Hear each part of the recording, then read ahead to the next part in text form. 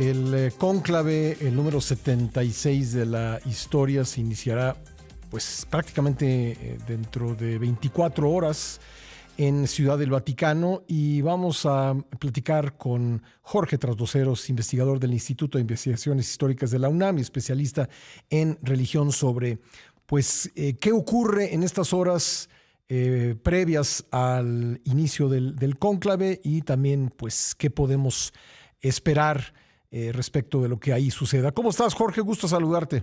Pascal, buenos días. Bueno, sabemos que se realizó ya la 12ª Congregación General del Colegio Cardenalicio, y pues ya está todo listo. Es la última Congregación General, todo está listo para que dentro de 24 horas se reúnan los cardenales electores a la voz de Extra Omnes, para que salgan todos los que no son cardenales electores, y se cierran las puertas de la Capilla Sixtina y comience este cónclave para elegir al sucesor del Papa Francisco. Así es, vamos a presenciar uno de los rituales más fascinantes de la humanidad, que tiene pues a propios y extraños en vilo, ¿no? Sí, sí. 750 años de tradición, ni más ni menos, estimado Jorge. Solamente. Sí, Ahora, algo han aprendido en 750 años, ¿no? sí.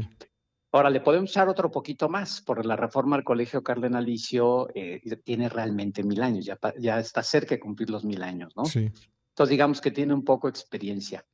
Mira, yo creo que las congregaciones generales han sido muy claras y han dado mucha información, afortunadamente. Aunque también es cierto que si de Roma viene lo que a Roma va, pues de Roma va lo que de Roma viene, ¿no?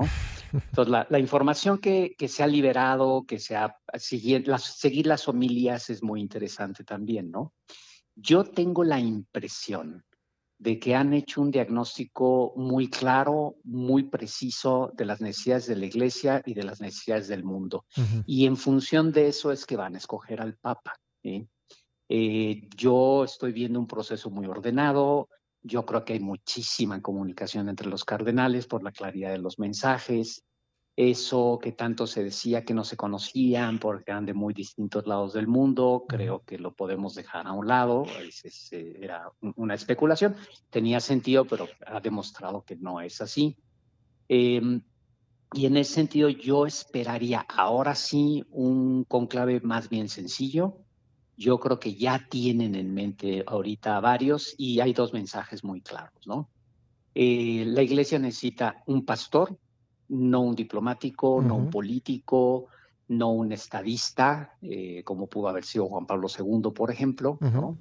Y lo que necesita es un pastor en una iglesia que necesita, y lo dijeron muy, muy claro, eh, reconstruir un poco su unidad, ¿no? El costo de un papa profeta como el que tuvimos con Francisco es que algunos se van quedando rezagados, ¿no? Sí. Y el problema no es que se queden así, el problema es que Río Revuelto, Ganancia de Pescadores, y sobre todo en la iglesia norteamericana, que es muy, muy importante, se ha gestado esta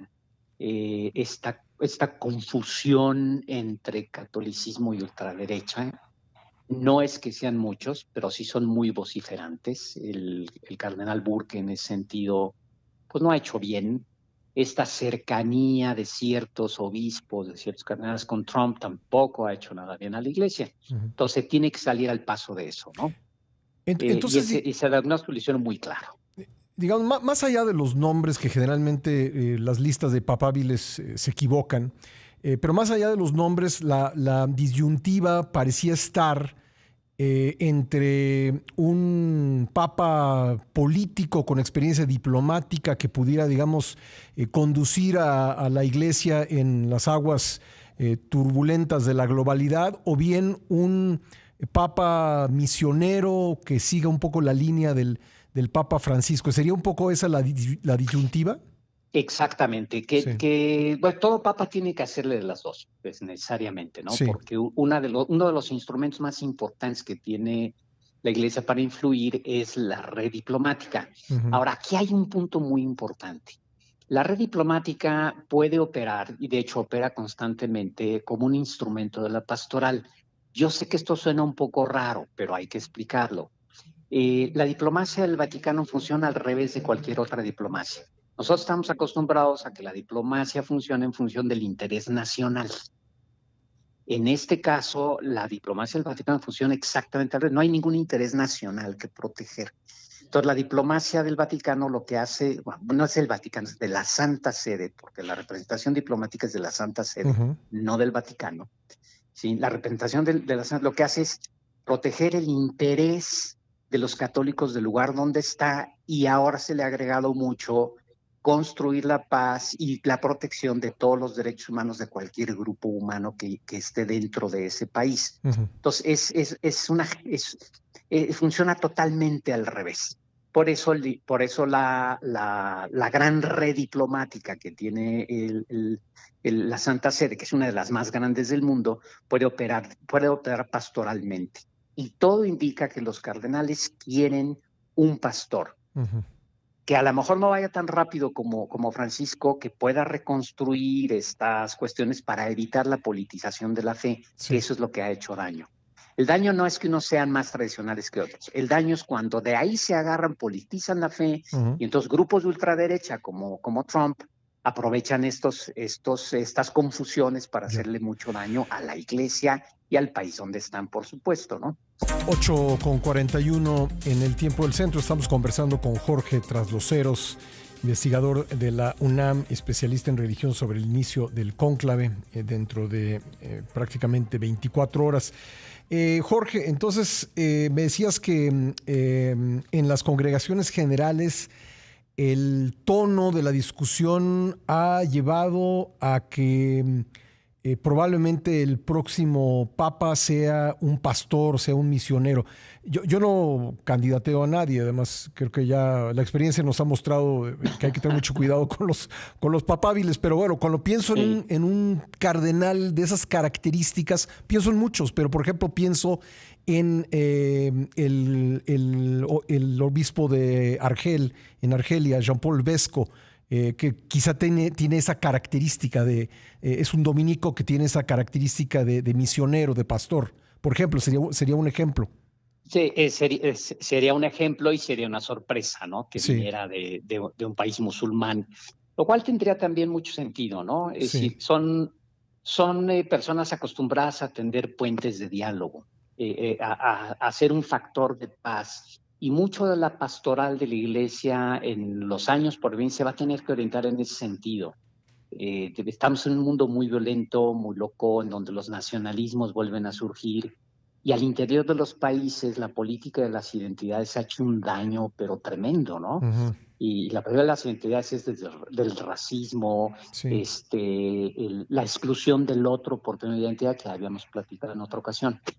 Entonces realmente se necesita que la iglesia se convierta, como se ha convertido muchas veces, en un puente de diálogo permanente, en un esfuerzo permanente de rehumanización, volviendo a introducir, como ya se está haciendo ahorita, la discusión de los derechos humanos desde la misma dignidad humana, no desde las identidades.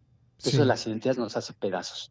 Pero ahí se necesita una gran sabiduría, se necesita realmente movilizar a un laicado, que además la iglesia tiene ahorita un laicado, el laicado mejor preparado de la historia de la iglesia. Es decir, hay factores que cambian mucho hacia el tercer milenio, y esto es, yo creo, que lo que estamos presenciando.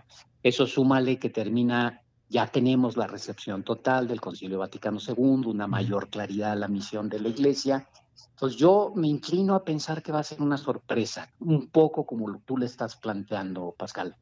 Sí, digo, pero es muy difícil ser adivino por anticipado. Claro, no, bueno, sí. Hablo de Vesco porque, por ejemplo, está en los límites del mundo cristiano y musulmán, porque está en el Mediterráneo, en donde hay una terrible tragedia de los migrantes, porque es misionero, en fin, se me ocurrió como un ejemplo de lo que tú me hiciste reflexionar en el corte, y pensé, bueno, más o menos es del corte del que está diciendo Jorge Trasloceros, el arzobispo de Argel. Podría ser una opción. Es un caso. Mira, hay otros que compren también con esa misma perspectiva. Se me va el nombre ahorita, pero ahí está el obispo de Sri Lanka y está el cardenal de Myanmar.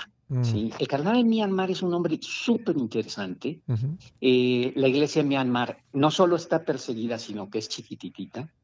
pero el cardenal de Myanmar es una de las voces más importantes en defensa de los derechos humanos y la libertad religiosa en Asia. Y ese es el tipo de perfil que yo me imagino que van a estar buscando. Es decir, gente acostumbrada a remar contra corriente. La iglesia ahorita está muy cerca de ya no ser hegemónica en ningún lugar del mundo, lo cual a la iglesia le hace mucho bien, como decía Benedicto XVI, ¿no? Eso ha sido una bendición para la iglesia.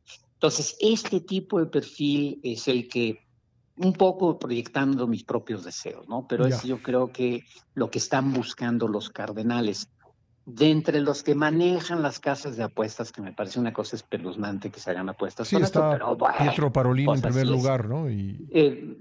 Porque es secretario de Estado y porque razonan políticamente, Sí. aunque es un perfil muy interesante. Pero digamos, de entre los conocidos, el que reúne ese perfil podría ser Tagle. Tagle, Sí. Ajá. De quien Ahí se ha hablado el mucho, ¿no? asunto es que sea capaz de reunificar, más bien, de neutralizar la politización de la iglesia en la ultraderecha. Sí. No es la primera vez que la iglesia va a enfrentar este tipo de cosas. Yo sé que a Juan Pablo II lo criticaron mucho desde la izquierda y todo, pero a él le tocó neutralizar la radicalización desde el extremo izquierda, que era un problema a nivel internacional, Sí, ¿no? sí, Y digamos que lo que surgió a pasado, partir del Concilio Vaticano II, ¿no? sí. Y bueno, y pasados los años, pues Juan Pablo II tenía razón, ¿no? Sí. Es decir, no puedes confundir la iglesia con un partido político porque acabas con la política y acabas con la iglesia, ¿no? Y conviertes los conflictos sociales en conflictos religiosos y eso es simplemente una locura. A ver, ¿sí? Jorge, por lo que nos estás comentando, quizá no sea un papa de origen europeo y quizá no veamos el regreso de un papa italiano, ¿verdad? Yo lo dudo mucho. Yo ahí sí lo pondría muchísimo en duda porque sería regresar a la hegemonía italiana y la iglesia está muy vacunada contra eso, ¿no?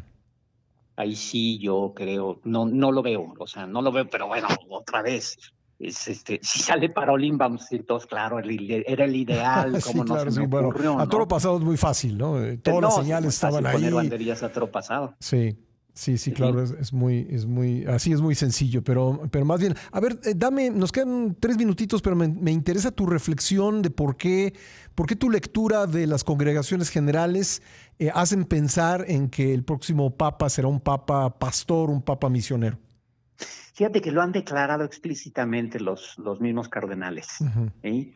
Que van a buscar un pastor, van a buscar a alguien que sea capaz de salir al paso de la erradicación de la iglesia y quieren enfrentar, y ha sido un diagnóstico muy claro también, es decir, el mundo está entrando en una crisis, no es la de 1939, la historia no se repite, pero sí rima, ¿no? Entonces estamos entrando en un escenario donde se necesita mucha decisión. Ahora, se tiene que enfrentar esta situación internacional a través de lo que el Concilio Vaticano llamó, es decir, necesitamos una iglesia profundamente pegada a la gente, muy pastoral, muy de salida, que sea capaz de arriesgarse. Un poco lo que está pasando ahorita en el Amazonas, con lo que fue el sínodo del Amazonas, ¿no? Lo que vemos muy poco a poco, pero va creciendo, todos estos talleres que está organizando la Iglesia en México para la reconstrucción del tejido social y la paz, cosas que no se ven, Sí. ¿sí? De estos esfuerzos suaves, pero que son los que a la larga hacen realmente la diferencia, ¿no? Está otra cosa que se ha visto mucho, es el Pacto Educativo Global, del cual insiste mucho Francisco, que es en realidad reordenar la pastoral desde una forma, uno de sus factores será el asunto educativo que sea capaz de reconstruir, que sea capaz de reconstruir una humanidad, ¿no? Eso, y son mensajes muy claros que los mismos cardenales lo están diciendo. Si casi no es una interpretación, sino realmente es una transmisión de lo que ellos mismos han estado hablando. Han sido muy transparentes y muy claros. Y sobre todo, yo recomendaría al auditorio, léanse las homilías que ha habido distintos Claro, cardenales las a lo homilías de largo las de todos 9 estos misas, días. ¿verdad? ¿Perdón? Las homilías de las 9 misas. Sí, de Sí, los novendiales, de los sí, y novendiales. además de las propias de las congregaciones, porque también hacen sus propias misas. Uh-huh. Entonces el mensaje es clarísimo, muchísimo más transparente que hace 12 años con Francisco. Pues qué interesante lectura, Jorge, y por eso era muy importante conversar contigo este día. Te lo agradezco mucho, Pascal. Te mando un gran abrazo y pues seguimos en comunicación si tú nos lo permites. Pero yo encantado la vida. Muchas gracias por la confianza, Pascal. Un abrazo. Dios les bendiga. Gracias, Jorge. Jorge Trasvoceros, investigador de la UNAM, especialista en religión. Son las